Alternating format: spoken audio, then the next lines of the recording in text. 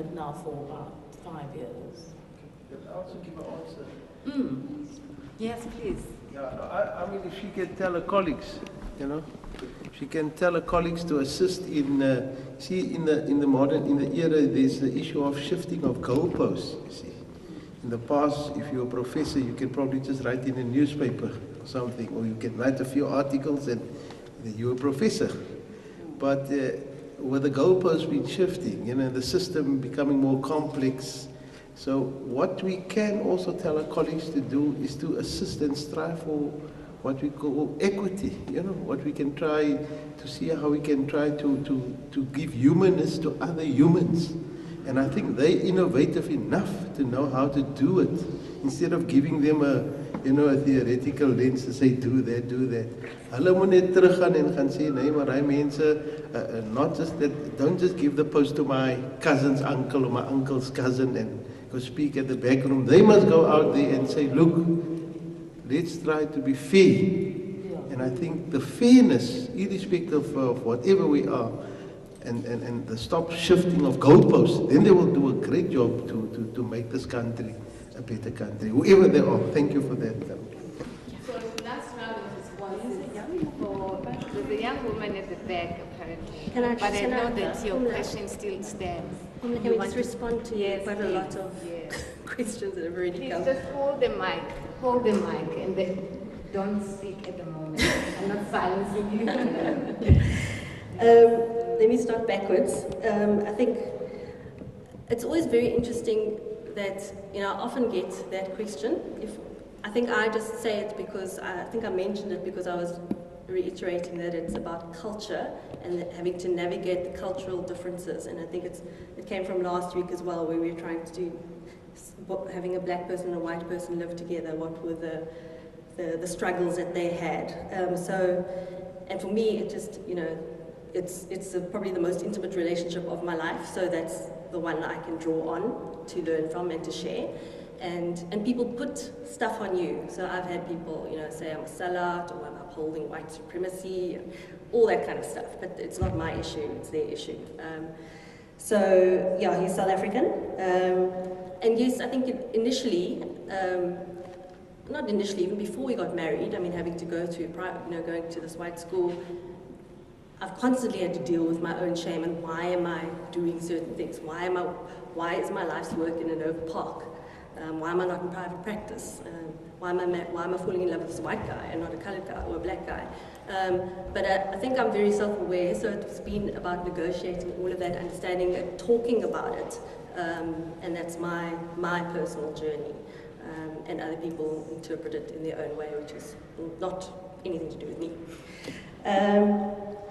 In terms of your question, I think that was also part of the shame which I only later understood and had to work through, going to the school at the height of the boycotts, and something that my parents and I discussed a lot later on, and I think it's a shame that they still live with.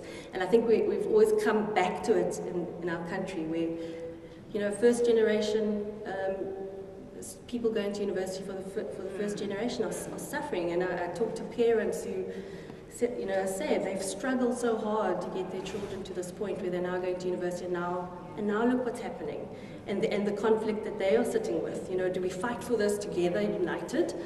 Or do we, you know, and sacrifice everything we fought for our child, or do we, you know, do we have that kind of double standard? I think it's very complicated, and it's, again, I think it's one of those things in South Africa that we have to sit with and be okay that it's uncomfortable and it feels really crappy, but we've got to stop trying to push it away. It is what it is. In terms of your question, I think. I mean, part of the reason why I started my work in Nova Park and started the NGO was to work through trauma and seeing how trauma breaks individuals, families, and communities, and just being very aware that it's a very different generation to how we grew up. That there was a strong sense of community, and my child was your child existed. And you suffered for that as well. But but you don't see that as much. It's very much, and I understand it through a trauma lens, that people become very survival orientated, they're protective over their own space, their own family, their own physical being, and don't have the capacity to always look for and help others. But part of our work that Deborah and I do is about helping people see those connections, to say we're carrying this together, and we've suffered together, we can heal together, and we can support together, and then support each other through this. And then you see amazing connections and these pockets of community support that happen, but only once people have actually addressed some of this trauma that they're carrying and pain that they're carrying. And I didn't fully understand your question about gangs, I'm afraid. So if anyone else. Okay. Do you want to elaborate on the question in your? No. Okay, so we allow that question because she had the mic already, but that's the last and then just quick points of responses from you, then we move to the back. So you, the last person, please go ahead. I joined this conversation late, so I'm not too sure if this part of the conversation was brought up. But this assertion of coloured people being the bridges, the bridge builders between black and white people, was an interesting one, and one that made sense to me initially, and now I'm struggling through it.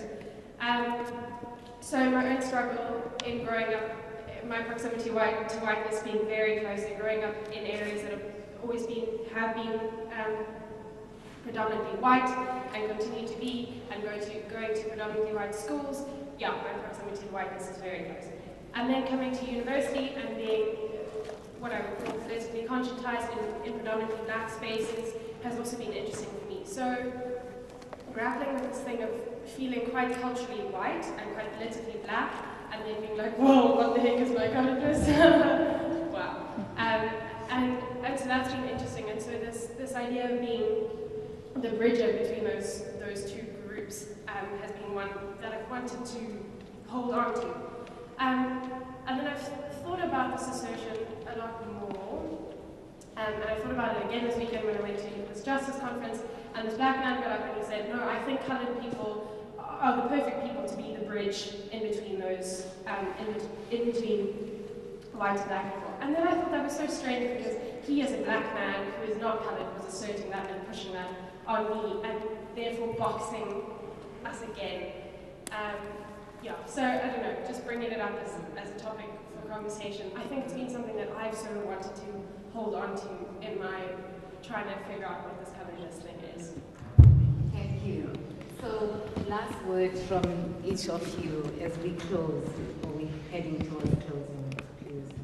Sure, I think that just adds more pressure to us to be a bridge to be walked over and again missed out. So I'm not quite sure that I agree with that, and also in terms of what you said earlier, that we first have to kind of create the bridges within our own identity as a diverse group of coloured people.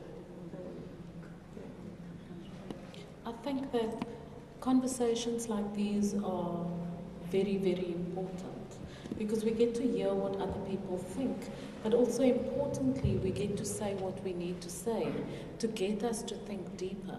Because I think the thinking only starts when we exit this place and when we find ourselves in environments where we perhaps not the dominant discourse, but to start sensitizing other people to it and being proud enough and confident enough to relay the message. I also think that here at universities, as lecturers, we also need to start embracing pedagogical practice that is going to get this conversation going, so that when students enter, they already start engaging. And in the process, get our colleagues into this conversation as well. Because only then will this conversation have served its purpose.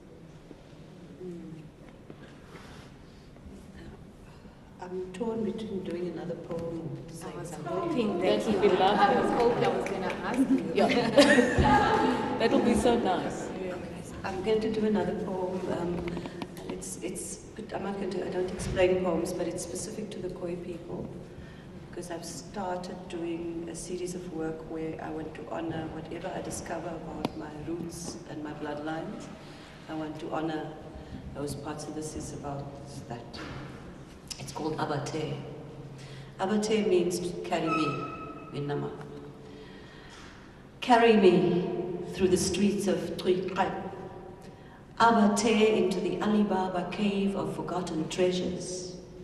Underneath the tar, the ground cautions with the blood mixed between us.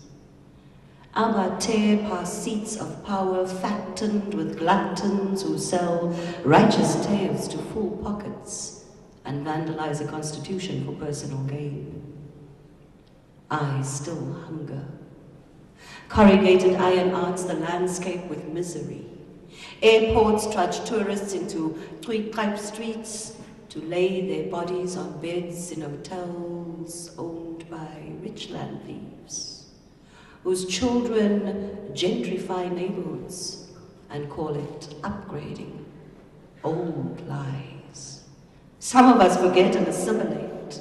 You let them cut out your tongue and make an unmarked grave for it. The clock ticks and time does not heal. Abate, Abate, a revolution. Cry me a river. Even now when you say sorry, my roof still leaks, my children still sleep in the doorways of city streets, and new governments tilt on old foundations manned by the cogs of old machines. In these foundations are the bones of dreams. Abate. Abate, a recollection of 3 Khoi Dutch wars, resistance never spoken in museum mouths, divide and rule simmers on stoves in kitchens, the us and them parodying itself into new formed histories, poison food for the stomachs of babes. Abate, Abate. Fetch me back, Diana, like you did Sarah Barman, from the country of my dispossession. Show me the unmarked grave of my tongue, there where buchu still grows in Khoi Khoi Huab, your blood and my blood in Khoi Khoi Huab. Dacha Karia, Chocha and Kiri, Chiki and Kwacha in Khoi Khoi Huab. Praat van die Kamma, unity in diversity, wat nog in die bek van divide and rule sit, en die eina denial diep in my onbestaan wat plag en raas. Abate, west where the coast meets Kokokwa. Abate Harihurikwa to the river Berg. Abate